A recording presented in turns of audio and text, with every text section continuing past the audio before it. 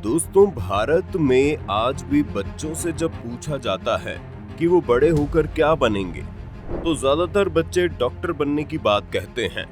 लेकिन वो डॉक्टर कैसे बनेंगे, ये शायद ही उन्हें पता होता है। लेकिन अगर सच में डॉक्टर बनने की बात करें तो भारत में एक इंस्टीट्यूट ऐसा भी है जहां भारत ही नहीं बल्कि दुनिया के सबसे बेहतरीन डॉक्टर्स की पढ़ाई करवाई जाती है। और ये संस्थान ऐसा है जहां सिर्फ पढ़ाई ही नहीं होती बल्कि ये देश के उन चुनिंदा अस्पतालों की लिस्ट में भी आता है जहां किसी भी बीमारी से लड़ने के लिए वर्ल्ड क्लास फैसिलिटी मौजूद होती है। दोस्तों, ये संस्थान, ये कॉलेज, ये हॉस्पिटल कुछ और नहीं बल्कि भारत के एम्स है, जिन्हें अखिल भारतीय आयुर्विज्ञान संस्थान के नाम से जाना जाता है। इंग्लिश में कहे तो all India institute of medical sciences. लेकिन दोस्तों, आपको ये जानकर हैरानी होगी कि ये भारत के वर्ल्ड क्लास संस्थान तब बनाए गए जब भारत अपने सबसे संघर्षशील दौर में गुजर रहा था, जिसे बनने की भी अपनी एक कहानी है और इसको बनाने वाले की भी अपनी कहानी है। आज के इस वीडियो में हम आपको ये सब बताने वाले हैं। अखिल भारतीय आयुर्विज्ञान संस्थान यानी एम्स भारत का सबसे बड़ा सरकारी चिकित्सा संस्थान है।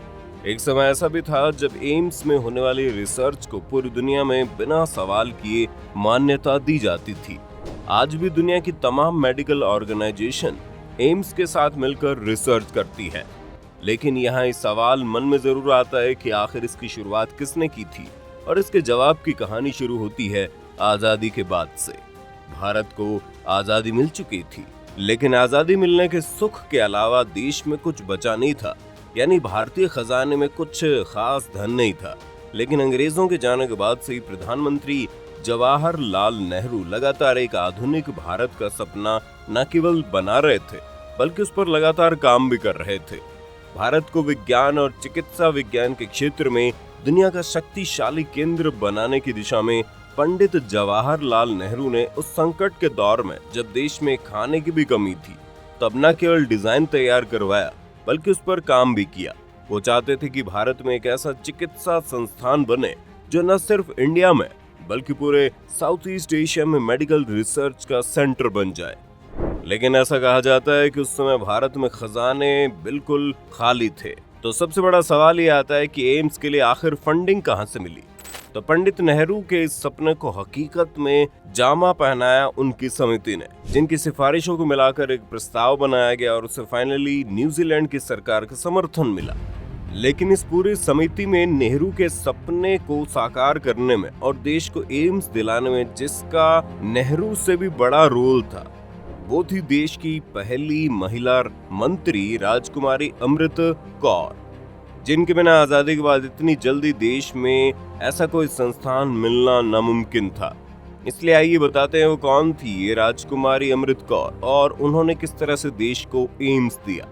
एम्स की कहानी शुरू हुई थी 18 फरवरी 1956 को, जब देश की तत्कालीन स्वास्थ्य मंत्री राजकुमारी अमृत कौर ने लोकसभा में एक नया बिल पेश किया। कहते हैं जिस समय उन्होंने बिल पेश किया, उन्होंने कोई स्पीच तैयार नहीं की थी, लेकिन उन्होंने जो कुछ भी कहा उसकी मिसाल आज तक दी जाती है।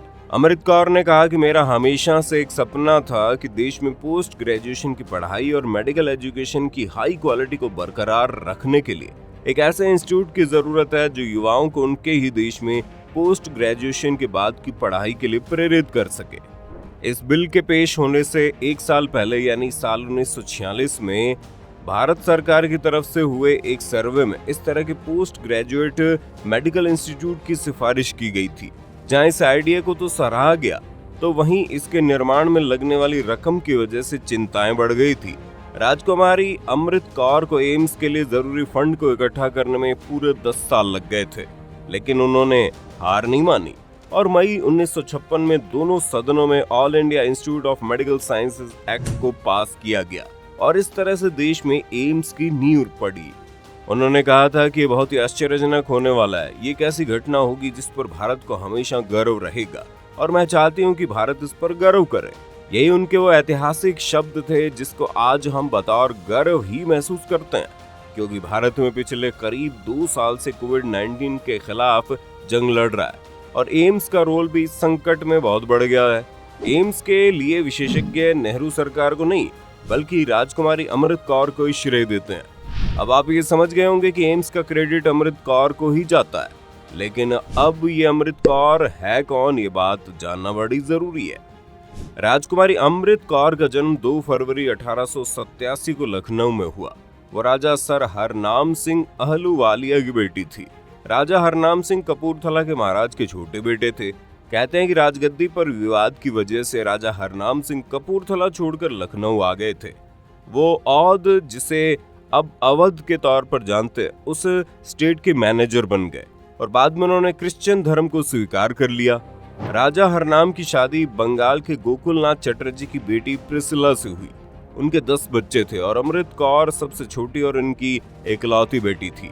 राजकुमारी अमृत कौर की स्कूली पढ़ाई इंग्लैंड के शीरबॉर्न स्कूल फॉर गर्ल्स में हुई, जो डॉर्सेट में है। इसके बाद उन्होंने ऑक्सफोर्ड यूनिवर्सिटी से कॉलेज की पढ़ाई की। इंग्लैंड में पढ़ाई पूरी करने के बाद वो सन 1908 में भारत वापस लौट आई। वो महात्मा गांधी के कट्टर अनुयायियों में से एक थी और देश की आजादी की लड़ाई में उनका योगदान कभी भुलाया नहीं जा सकता। उनके परिवार वालों की ख्वाहिश है कि उन्हें हमेशा एक ऐसी महिला के तौर पर जाना जाए जो सादा जीवन उच्च विचार में यकीन रखती थी। इतिहास उन्हें एक ऐसी महिला के तौर पर करार देता है जिसने अपनी महिलावादी सोच की वजह से ब्रिटिश शासन को भी झुकने पर मजबूर कर दिया था। साथ ही वो महिला जिसने देश में स्वास्थ्य सेवाओं के ढांचे को तैयार किया था। नई दिल्ली में 6 फरवरी 1964 को उनका निधन हो गया। उन्होंने कभी शादी नहीं की। वो क्रिश्चियन धर्म को मानती थी, लेकिन उनका अंतिम संस्कार सिख धर्म के मुताबिक किया गया था। जब देश को सन 1947 में आजादी मिली तो अमृत कौर को स्वास्थ्य मंत्री नियुक्त किया गया। वो सन 1957 तक इस पद पर रही। स्वास्थ्य मंत्रालय के अलावा उनके पास खेल मंत्रालय और शहरी विकास मंत्रालय जैसे विभाग भी रहे हैं। दोस्तों, ये थी अमृत कौर की पूरी कहानी और ये एम्स के बनने की कहानी। लेकिन आज की बात करें अगर, तो भारत के अंदर मेडिकल फील्ड में एम्स एक मील का पत्थर है, न केवल इलाज के मामले में बल्कि आम लोगों तक इलाज पहुंचाने के नजरिए से भी और मेडिकल क्षेत्र से जुड़े रिसर्च के मामले में भी।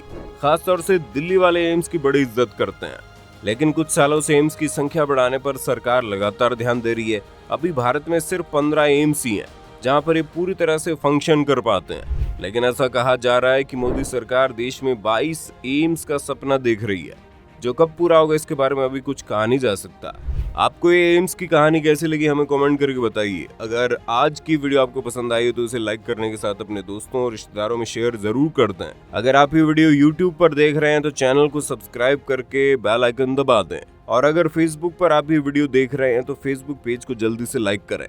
फिलहाल के लिए इतना ही। अभी के लिए हमें दीजिए इजाजत। आपसे मुलाकात होगी अगली वीडियो में। शुक्रिया।